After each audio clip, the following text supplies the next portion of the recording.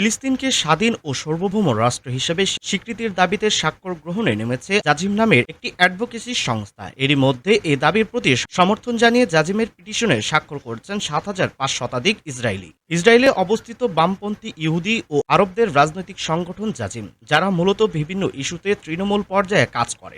আগামী ২২ সেপ্টেম্বর থেকে নিউ ইয়র্কে জাতিসংঘের সাধারণ পরিবেশের অধিবেশন শুরু হবে। তাদের লক্ষ্য তার আগেই ১০,০০০-এর বেশি স্বাক্ষর গ্রহণ করে তাদের পিটিশন সেই অধিবেশনে পাঠানো। ইসরায়েলে অবস্থিত একটি রাজনৈতিক সংগঠন জাজিম, যারা বামপন্থী ইহুদি ও আরবদের নিয়ে কাজ করে, তারা স্বাধীন সার্বভৌম ফিলিস্তিনি রাষ্ট্রকে স্বীকৃতি দেওয়ার দাবিতে একটি পিটিশন শুরু করেছে। এই পিটিশনে এরই মধ্যে ৭,৫০০-এর বেশি ইসরায়েলি স্বাক্ষর করেছেন।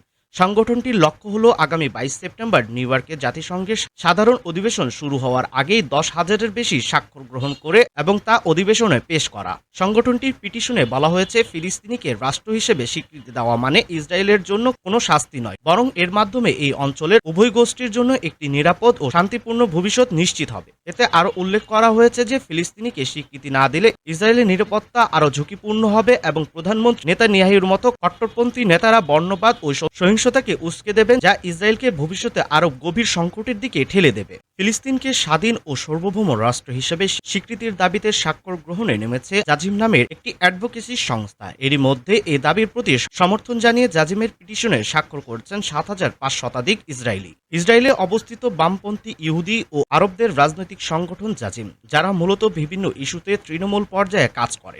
আগামী ২২ সেপ্টেম্বর থেকে নিউ ইয়র্কে জাতিসংঘের সাধারণ পরিবেশের অধিবেশন শুরু হবে। তাদের লক্ষ্য তার আগেই ১০,০০০-এর বেশি স্বাক্ষর গ্রহণ করে তাদের পিটিশন সেই অধিবেশনে পাঠানো। ইসরায়েলে অবস্থিত একটি রাজনৈতিক সংগঠন জাজিম, যারা বামপন্থী ইহুদি ও আরবদের নিয়ে কাজ করে, তারা স্বাধীন সার্বভৌম ফিলিস্তিনি রাষ্ট্রকে স্বীকৃতি দেওয়ার দাবিতে একটি পিটিশন শুরু করেছে। এই পিটিশনে এরই মধ্যে ৭,৫০০-এর বেশি ইসরায়েলি স্বাক্ষর করেছেন।